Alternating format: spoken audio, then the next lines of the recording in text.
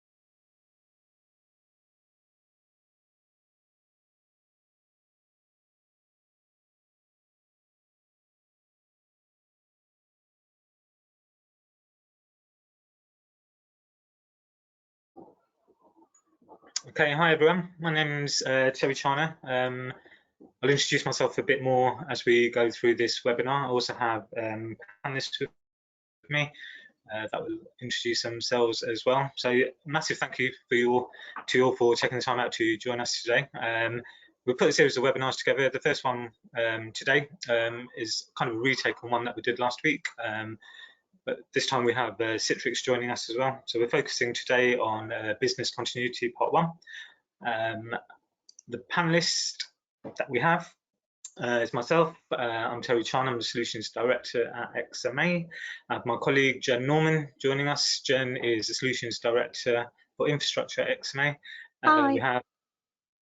Hi Jen. We have John Madden, Lead Systems Engineer from Citrix.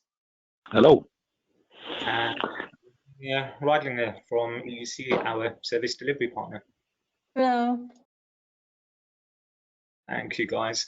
So we have a section towards the end of the webinar for any questions where we'll try and answer them on the call. If you can't answer them on the call, we'll come back to you individually. But feel free to ask any questions, drop them into the chat box on the panel on your screen. You should see it there. We'll try and answer them as we go through. If we can't, we'll save them to the end, or like I said, we'll come back to you separately.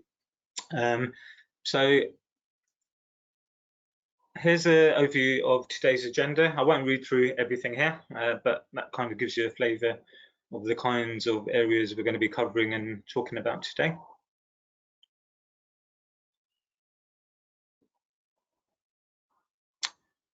So I'll make a start on the first part. I'll switch off my camera so I'm not distracting anyone, and apologies for any noise that you might hear in the background. I know we all probably have some struggles. I've got my neighbour, well, my neighbours on both sides having their gardens done, so I have asked them to keep it quiet, but I don't know if they'll listen to that. So first, I want to give you an overview of XMA's workspace solutions, kind of what it's made up of and what we do. Ultimately, our job is to help customers simplify end-user computing and take that complexity away from it. And we're one of very few partners, probably the only partner in the UK that focuses on all 3 OS platforms, so Apple, Google, and Microsoft. And kind of the way we do it, we have a 4 key areas that we focus on. So on this quadrant that you can see on the right hand side here, the first part is obviously focusing on deployment management. So that might be transforming legacy management processes. So if you're using SCCM, for example, and you're looking at moving to modern management with Autopilot, we can support you with that. You might have legacy applications that you might need to mobilize. We can also support you with that, and your EUC infrastructure management as well. Kind of when we've done that, we move on to the next part, which is around security and control. So that's everything from identity, endpoint, and data security and control. The next part is around productivity and collaboration. So that's your applications and desktops, SaaS apps, virtual apps, mobile apps. We also work with customers on robotic process automation, so streamlining workflows and helping drive efficiencies. And kind of when we've done that, we focus on the insights and analytics. So we help you gain insights into productivity, utilization, whether that's utilization of physical office spaces or how applications are being utilized. And we also focus on monitoring and event management. But what we find is not all customers will follow this process. Not everyone does. A lot of customers might start with deploying productivity and collaboration and work their way backwards. There's no right way or wrong way of doing it. But what we have tried to do with the kind of situation that we're all in now, this pandemic that we're all kind of going through, we understand that XMA as a company going to market with those solutions in the same way doesn't really resonate with customers. It does normally, but kind of where we are today, it wouldn't really resonate. And we've had conversations with a number of customers, and we've tried to help them kind of realign their strategy as well. So we worked in collaboration with Realigned Ours, which has helped them realign theirs. And we've called it Navigating the New Normal. And kind of on the back of that, we've tried to build a program or webinars which kind of realigns the strategy. So the first part, which we're talking about today, is preparing for business continuity. There's 2 parts. So what we'll be talking about today is remote PC access and virtualization. Next week, we'll be talking about shifting from a VPN to a software-defined perimeter. The week after that, we'll be talking about how we can help you develop a digital capability. 2 parts again, fast-tracking your cloud-first agenda and encouraging innovation and collaboration. And then the final 2 webinars are focused around how you balance innovation and security. So if you've deployed the applications to your users, it might have been in pockets across the organization, initially. Now we've kind of been catapulted to deploy that across the whole of the organization. With that comes some security risks and challenges, but what we need to do is kind of have a look at that, but at the same time not hinder the productivity of employees or staff, etc. So we've split that into 2. The first one is managing your exposure to cyber risks, and the final webinar is around transforming internet and web security. We do have potentially a 4th one that we might put forward as a webinar, but a lot of with our workspace offerings, we kind of split it into 2. So on the one side, we talk to customers about their digital workspace. That's what people do their work on. And the other part is the physical workspace where people actually go in and work. We understand that's obviously going to change. And once we come out of this, when people do look at enabling staff to come back into the office, I can imagine things will change quite significantly. Organizations might query the physical estate they have. Is it really worthwhile using all that estate? Can they reduce some of that physical estate? And if they do that, how can they make sure they're making the most out of that? So we do work with customers around that. Whether we put that as a webinar after the 6th one, it's kind of up for discussion really. We'll probably send a survey out to our customers, and depending on your feedback, we'll proceed with that. So without further ado, I'm now going to hand over to John, who will walk us through Citrix. You have to bear with me 1 second because I'm just trying to change presenters. I'm going to finish the review now.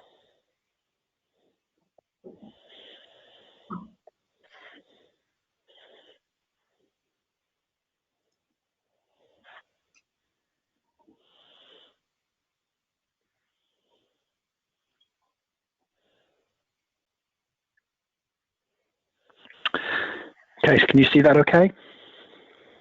Yeah. Yeah. Great stuff. Yeah, so thanks, Terry. My name's John Madden. I'm a lead systems engineer with Citrix for UK and Ireland, and I'm also the lead healthcare technologist for UK and Ireland as well. So before joining Citrix, I was actually in the NHS, where I was a lead architect and head of infrastructure services in a large acute hospital. So it's a part of the NHS, it never leaves you once you've worked there. So it's a big part of my job is looking after a lot of NHS customers across the UK at this time. So every organisation, I guess, faces the possibility of a major and minor disruption of any kind, whether that's a planned event such as an IT maintenance or an office relocation, perhaps to a looming emergency such as a hurricane or a snow day or even an epidemic, to an unplanned event that strikes sort of complexity without warning, perhaps an earthquake, a tornado, a fire, etc. So there can be lots of incidents. Another one that's perhaps a relatively small incident but still happens a lot is perhaps a water or power outage, or perhaps a unforeseen commuter delay. And one I witnessed myself only back in February was a student occupation. So actually a student occupation can really disrupt university campuses. And that was a new one for me. I was actually on site when that began happening, and they literally come into the building and take over the building and you're asked to leave. So it's quite an experience. So how can Citrix help, I guess? Citrix enables an uninterrupted productivity. We provide people with access to their digital workspace, to their apps, to their data during any kind of business disruption, whether that's planned or unplanned. So we basically allow a user to use any device that can be corporately owned or personally owned to access their apps and data securely. We also help protect that business information with a set of controls. We can ensure that the access to that data and information and applications are from specific locations. We can define what device they're on. We can really control whatever the situation is given. We also simplify that ability to provide continuity. We can do this on everyday infrastructure, and we can provide this through using existing kit that customers already have, existing hardware, existing on-site desktops, and I'll go into a bit more detail about that over the next few slides. We can actually provide that business continuity and remove the need to perhaps implement a mass amount of new tools, new products, new devices, and new recovery units, perhaps because of the simple way that we provide access to apps and data. Finally, we also ensure that service is available, highly available. We've got capabilities around rapid automated data center failovers. We provide load balancing. We provide network devices, network capacity management.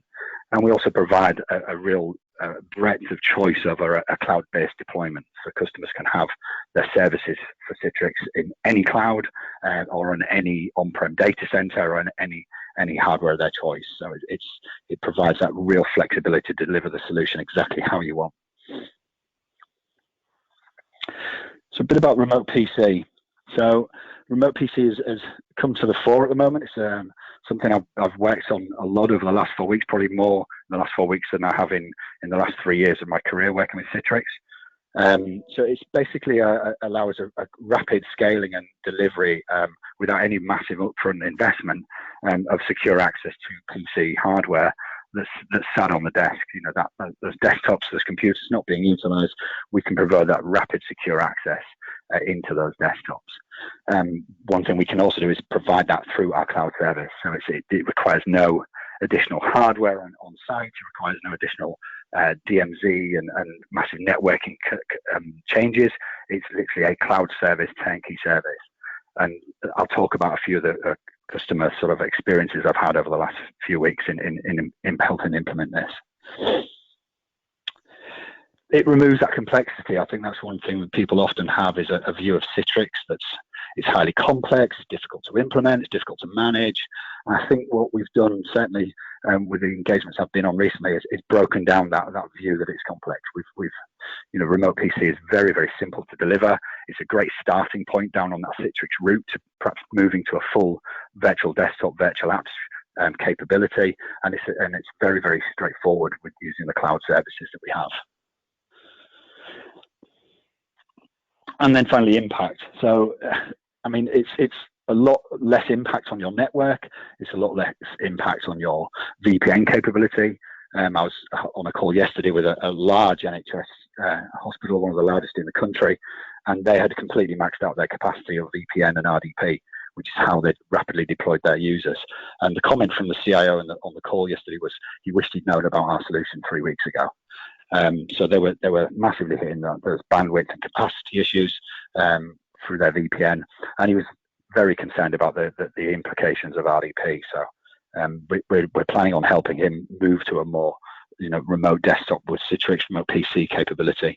They'll be much more secure and reduce that huge impact he's seeing on this network bandwidth and VPN. So Citrix Workspace is kind of the evolution of the whole solution. So when you think about Citrix Workspace, it's sort of the next step on. We can provide not only that remote PC we talked about as a great early quick win and quick deployment capability, but we can provide that rich user experience on any device anywhere. So that can be a mobile phone, that can be your file data. We can basically secure and simplify access to all of your apps and data. That doesn't have to just be a remote PC. It could be a mobile phone we manage. It could be your OneDrive for business. It could be your Google Drive. We can sit over the top of all of these different elements of your users' infrastructure they need to do their job and basically provide that great user experience, that secure and simple access. So Citrix protects all of your on-premise data. We protect all of your cloud-hosted data. We can protect all of your SaaS data. So we can sit as an overlay across all of those capabilities, and we remove that exposure of all of your data, your applications, your information by being the sort of gatekeeper, that one way in, that one way out of your environment and your services. It doesn't matter where those services lie. We can be that holistic view, that single way, that simple way in and out, with that simple way of then managing security and policy, so it's standard, no matter what the user's doing, what device they're on, and where they're trying to get to. We can be a conduit for all of that. And finally, unified comms as part of the workspace. Unified comms are key right now. I think we're all using these things a lot more than we ever have in our careers. Certainly, I am. It's something that's really key in the Citrix stack, is that we support all the capabilities to provide video and voice for all of the large video and voice providers. So there's many more than are listed there, but we're certainly able to provide that same experience we get on a traditional PC or a laptop. We're able to still provide that from a virtual desktop or virtual app capability. So recent case studies. So as I said, it's been a busy 4 weeks for me, working on a number of large deployments and really helping with some really big issues that have been happening across the country. So first one of those is a large NHS acute hospital in the north. They had a critical electronic patient record. It's the absolute key piece of software they need their users to access. And they had really limited capability to provide remote access to that solution. So it was purely hosted in-house. There was some Citrix estate there already to provide that electronic patient record, but no users had access to it externally or on other devices. They had no way to quickly deploy many thousands of laptops and VPNs, so they looked to us to help them. So we were told they needed at least 2,500 users would need to access the service very rapidly, and could we help? So working with their architects team, we were able to deliver the Citrix Cloud solution, are able to connect our Citrix Cloud solution to their on-premises Citrix estate, and we're able to very quickly provide a secure gateway to their on-premise Citrix estate and to that EPR. So I think within 2 hours, we'd managed to enable connectivity and actually tested that clinical application and tested access to a remote PC that was in an unused clinician's office, and very rapidly show that they could deploy this solution securely. We were also able to enable a one-time password two-factor authentication, again using our cloud service, no additional cost. It was just part of the solution. So they were able to also ensure that they were meeting those guidelines around two-factor authentication for any data being accessed outside the environment. So the feedback from that customer, from the CTO, is that we were absolute lifesaver in delivering a solution that they couldn't believe how quickly they could deploy. So within a week, they were already deploying to that first 1,000 users. So the second case study here is another NHS hospital group. So slightly different to the first one in the fact that there's 3 large hospitals a part of this group, managed by one IT service, and they also look after all of the GP practices across that county. So it's a really large estate. I think it was over 16,000 users. And they were really looking to Citrix to help. They contacted us, we assessed what they had, and they had a very old Citrix farm. It had been on an unsupported version since 2018. The remote access solution they had could only support around 300 users. And they said they needed to enable 3,000 plus GPs and back office staff and consultants to access their desktops very, very quickly. They had a really big issue with the NHS smart card, which is the secure identity capability that the NHS use. It's a physical smart card that has to be read by a card reader. And they were having difficulty making this work from users' homes. So again, there was a real problem there with them trying to use their existing tools.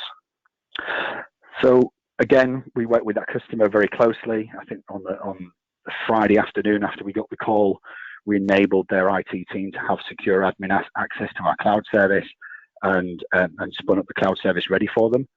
And then on the following Monday, we worked with the architects team, a team of myself and a couple of other Citrix guys. We were able to enable their entire cloud service and connect to the GP's desktops, the test desktop PCs that they had in offices that they could use, and their on-premise Citrix estate in around 2.5 hours. And we even proved that we could use the NHS smart card as well, and that could be passed through as a USB pass-through using Citrix capabilities to allow that smart card to work. So again, they were deploying that to the first 1,000 users within less than a week of us standing up the solution. So again, the number of thousands of NHS staff there able to still work from home securely, and work on any device. And the final one here is a large university. So I talked about that occupation of a large campus I was on. So we've been working with them since the beginning of this year, actually, on a transformation project. So they're looking at having a 5-year plan to transform how they delivered services, so they could be more of a remote, virtual sort of campus arrangement. So we'd already started the building blocks there with Citrix. So we had at least built a Citrix cloud service. We trained up and onboarded a couple of their key staff, and with what happened over the last 4 weeks and subsequent lockdown, they actually had to close the campus. Now, the impact on this has been massive for some of their courses, but in the specific one they had a problem with their engineering students. So there's quite large specialist computers they needed access to, very powerful GPU capabilities. And we were able to quickly show, using Citrix Remote PC, they could access these powerful PCs from home, and the students could then continue finishing their courses and get their coursework done. So that was a really big win. And we delivered that key cloud service, the access and the service within a week. So in fact, the IT director there has just written a large article about that in the news, about how they've been able to move their services to an online virtual classroom approach in a week, which is unbelievable. And Citrix was a real key to that. Citrix Cloud Services has been a key enabler for that capability. So there's many others I've worked on. I've just picked out a few there. I've been helping out on lots of large deployments, but I think Citrix Remote PC is a bit of an unsung hero, and something I think is worth as a great starting point for customers. And I think that the next iteration then moving on to that virtual desktop, that virtual app capability. And something Citrix talk about is, our BAU is our BCP. So, how we work day to day in this virtual desktop world is just a flip switch to move to a working from home, working from anywhere capability. And I think that's something our big Citrix customers that have been using us for a while have been able to do. They've been able to literally just shift work to home because they already had all of this in place. So it's a really great starting point, though, remote PC. So that's me. Thank you, guys. Happy to take questions at the end. Thank you, John. That's brilliant. Thank you very much for that. So this, I'm not sure if you can see my screen. No, not yet.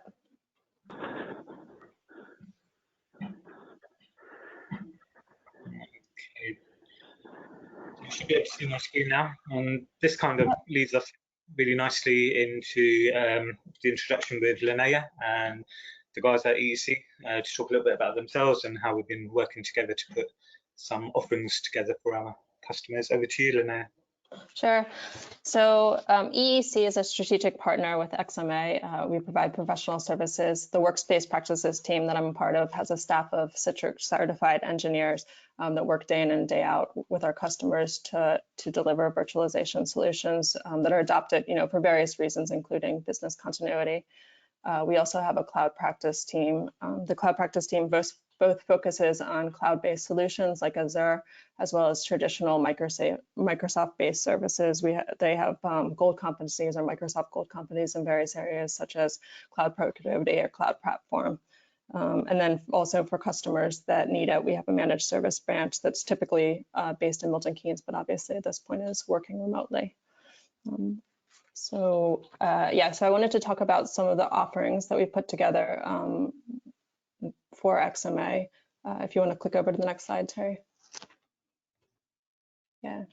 So kind of these offerings go hand in hand with leveraging the benefits that John discussed towards Citrix. So both of these offerings we're displaying as a fixed price offering, and as part of it, we've kind of taken our standardization and knowledge base to be able to shorten the design time and deliver, a standardized set of policies, both from a Microsoft and the Citrix side, to make sure that the environment stood up towards leading practices in a secure manner. But at the same point, we've also understand that it's a new environment for you guys to get in place if you're interested in these solutions. So we have added an element towards support during user acceptance testing service transition in both of the solutions.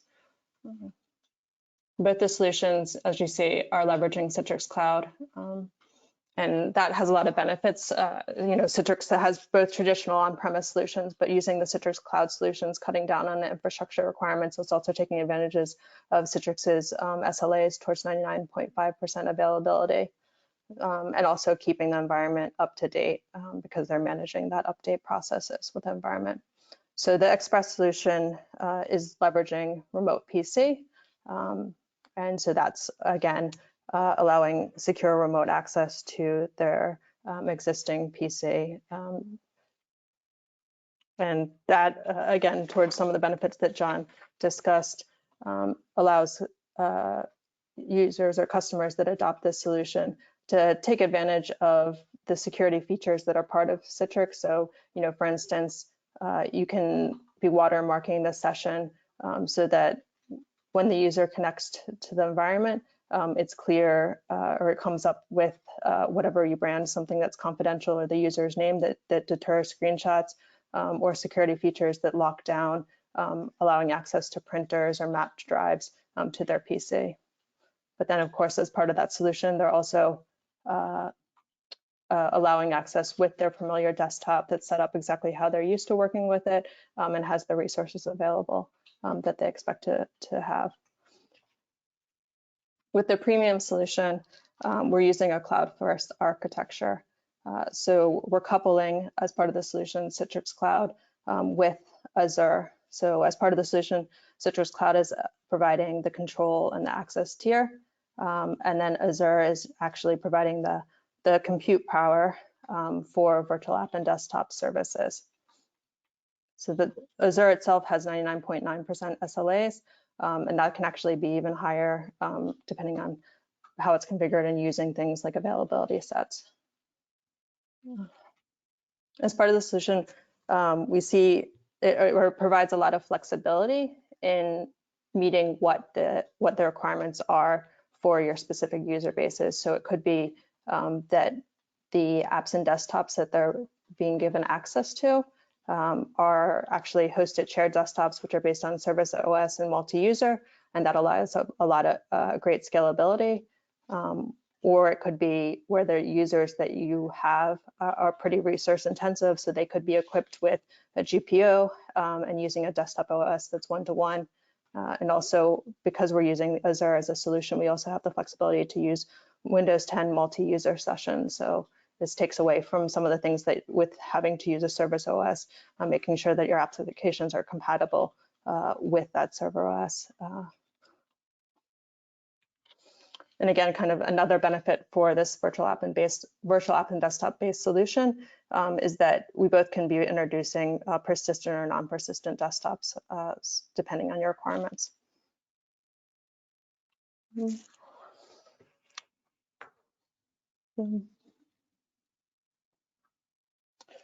So some other benefits with using that premium solution, or how we see it adopted, is the fact that it reduces the project times. And I think beyond kind of using remote PC as a solution, this is looking at a really holistic business continuity offering.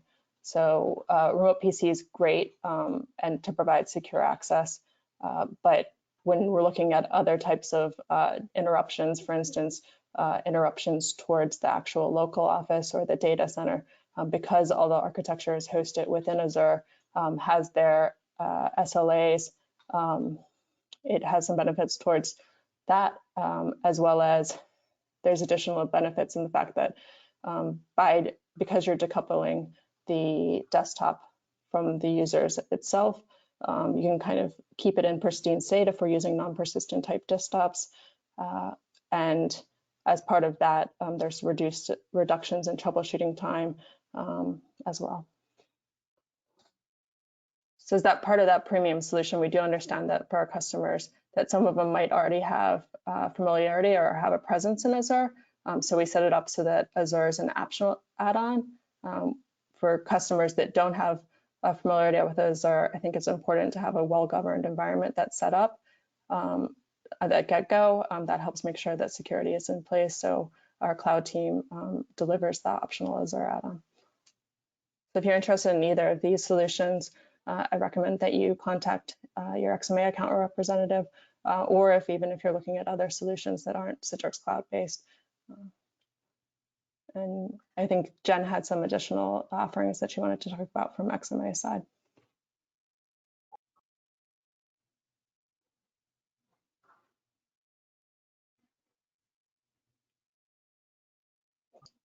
Hi, Jen. I think this is Hi, over to you. sorry. Thanks very much. Thanks, Linnea. Thanks, Terry. So we thought it was important just to mention some infrastructure options. We've talked a lot about cloud, and cloud is definitely the obvious choice based on the situation that we're currently in. But we are very aware that we've got customers and we've got organizations out there that are really comfortable with cloud and they use cloud already. And I don't just mean for the odd bit of SaaS for HR or finance. We do have customers that use public cloud in anger for infrastructure services. But we also do have customers, and we know that there are organizations out there that don't have infrastructure services running in public cloud at the moment. And they've got really good reasons for maintaining on-premises infrastructure and managing their own data centers or using hosted data centers. So for the customers that need something on premises and have reasons for needing on-premises infrastructure, we've got two solutions, and we've taken this approach and we've sort of looked at the on-premises options to sort of match the Citrix options, because it's really important, particularly in this time, to be able to have both capabilities available, because there are always going to be times where there are customers and organizations out there that just sort of say, do you know what, I don't have time to experiment. We're not using cloud today, or rather we're using SaaS today, but we're not using infrastructure services. We don't have servers running in Azure. We're not familiar with Azure or AWS. I don't have time to test it. I don't have time to worry about whether or not I'm going to know what the costs are. I just want to stick to what I know. I know on-prem. I have my own data center. I know I can support this. I know it will work.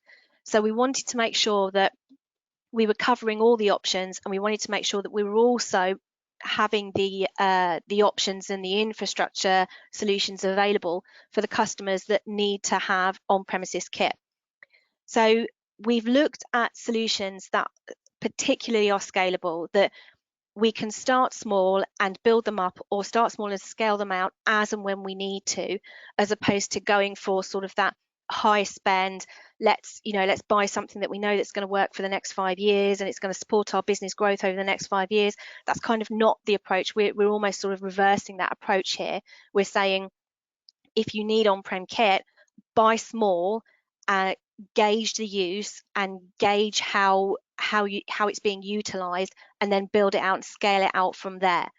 And the other thing, obviously, that goes along with that is looking at the installation and configuration services, and looking at how we can provide, I keep calling it COVID friendly, but what I'm trying to say is we need to make sure that we can install it and configure it and get it up and running, in a reasonable time frame, because we're aware that this stuff is going to be needed quickly, but be in a safe manner. We need to make sure that we're able, whatever it is that you need, we can deliver it, get it on site, and get it configured and up and running in a way that is safe, healthy, and puts nobody at any risk, either you as our customers or our own staff as well. So we've been looking at that as well. Terry, could you hop on a slide for me, please? So the solutions that we've been looking at are both founded in hyper-converged infrastructure technologies. For obvious reasons, they're extremely scalable. And as I said a minute ago, that's the approach that we've taken here. So because we're looking to start small and scale out, the first option that we've got is based around HPE's disaggregated hyper-converged technology. And the starter kit, the small solution that we're looking at that you can scale up from, is 2 servers and nimble storage. And that's obviously extremely scalable from a compute node perspective, and clearly you can add disks to it as well. I won't bother reading it out because you can all see what's there on the slide, but that's our starting point there. And this has been something that we've put together as a bundle, so it comes with pre-approved pricing as well. So we have pricing and we have a bill of materials already on that for whoever needs it. Sorry, Terry, could you hop on to the next one for me, please? And then the last solution that we've looked at, because we're trying to keep this simple, so we've stuck to 2 solutions. So the second solution that we've looked at is Nutanix solution. Again, hyper-converged all the way, building on that relationship with Citrix that Nutanix has. And also, again, we've started small, so all 3 of those options that you can see there are all based around 3 nodes. So they're the smallest type of Nutanix solution that you can put together. And again, because it's scalable and because you can build it out as you gauge the usage and as you gauge what you need, so you're not spending anything that you don't need to spend. And we've, again, modeled it around Citrix and use of Citrix. So we're looking at what types of users, how many users can be supported on each of those starter kits. Again, we're looking at starter kits here. And again, it's pre-approved pricing. They're bundles that we've already worked on and already put together. So we've got bill of materials and kit ready to go. So at the moment, both of these solutions, we are looking at being able to get those on site in around 15 to 18 days, working days that is. So you're looking at just over 3 weeks to get that kit on site. And then it's a matter of getting those installation and configuration services done. And like I said before, we're working on making those as safe and as easy to deliver as possible, with as little risk to yourselves as customers and to our own staff. So that's really it from me. Like I said, we just wanted to keep it simple, make it scalable, pick a starting point and gauge utilization from there. And just keeping it simple because we know that there are customers out there that will need on-prem and will want on-prem kit as well. And that's me done. So I'll hand back over to you, Terry. Excellent. Thank you, Jem. Thanks, guys.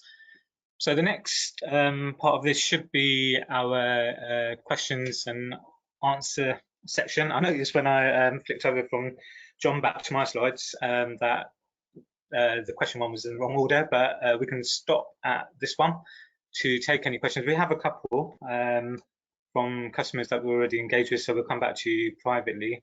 There is a question from a customer here asking if Citrix Cloud is hosted in the UK. So, Linnea, if I can pass that over to you. Yeah, so Citrix Cloud is regional based. So it has, if you're in the UK, it would go towards the EU region. I think it's important to note that minimum data is hosted in the Citrix Cloud itself, because that's used more for the management plane, so the control and the access tier, whereas the resource itself would be hosted in either a public cloud or in your on-premise data center. And there you can obviously restrict it to be an Azure-based UK location. Yeah, I think that's a good point. It is purely metadata, guys, that goes up to our Citrix Cloud service. It's not your data, it's not your information and things. It's purely metadata to do with the back-end management and delivering the desktop to the user. And just a couple of other ones. So we have a couple of questions here where customers have deployed RDS. Some of the customers have deployed RDS and VPN. So with that in mind, what would be the benefit of them moving to either of the Citrix solutions we talked about, virtual apps and desktops or remote PC? I guess from my side, the Citrix Remote PC and our HDX protocol is far superior to an RDP connection over a VPN. It offers a better user experience on any network, even low bandwidth, poor internet, even at the home user sites, etc. It's much more flexible to work on that limited bandwidth or low latency, high latency network. So it's unlike RDP, it builds a secure tunnel to the desktop without opening and exposing the rest of the internal network to the endpoint. So when you create that remote PC connection to the desktop, you are securely connected to that desktop only. So that threat issue around a device being hacked in the user's home, that being a target now for hackers, then you're not giving them full access into your network via RDP. It's a much more secure way of delivering that kind of solution. Excellent, thank you for that, John. I was going to say also further to that, I think it has some great usability, or it's very easy for users to do to access it. So that both has the Workspace app, which is just a light client, and when they connect, you're presented directly to your desktops or your applications. And even if they can't get the Workspace app, it has an HTML5 receiver-based client, so it's really easy and seamless to work with for the users. Yeah, I think there's also the policy side as well, Terry. So there's a number of policies, secure policies you can enforce on that connection as well, with what they can do and how they connect. And you're not going to get that with an RDP based solution. Yeah. Appreciate that. A key one for us, as I said in my slides, is that NHS pass-through of that smart card. So again, that's something that is very capable in Citrix Remote PC. Yeah, we've been talking to a couple of customers actually in the NHS where similar challenge where the smart card needs to be on the device in the office, and it can't be the user or the GP can't be authenticated from the local device. Yeah, that makes a lot of sense there. So I can't see any more questions at this stage. We'll go through, there's only a couple of slides left. We'll go through those slides. Any questions that you do have, please type them into the box and we'll answer them. Otherwise, feel free to reach out to your account managers and we'll come back to you. Or you'll see some contact details. If you don't have an account manager, you can use those details and we'll come back to you through that. So coming up to the close here, our store, we have some new features on there to enable customers to browse and purchase products. So nothing changes there, it's business as usual. We've got our colleagues that are doing a sterling job in our warehouses and our config centers, a really good job. Helping our customers getting the devices enrolled if you are looking for end client devices, and getting them shipped out on time as well. So just to let you know that everything's business as usual on that side. And that kind of brings us to the last slide, and that's to say a massive thank you to each and every one of you for joining today. We're here to help you. If there's anything that you'd like to talk about in more detail that you've seen, we're more than happy to do that. If there's any other areas that you'd like to discuss, again, we're more than happy to do that. The contact details are on the screen if you don't have a dedicated account manager at XMA, and the next webinar is on the 16th of April next week, so after the bank holiday. So it'd be great if you could join us again for that. So thank you again for your time. We hope you found this helpful, and take care, and we'll hopefully speak to you soon. Thank you.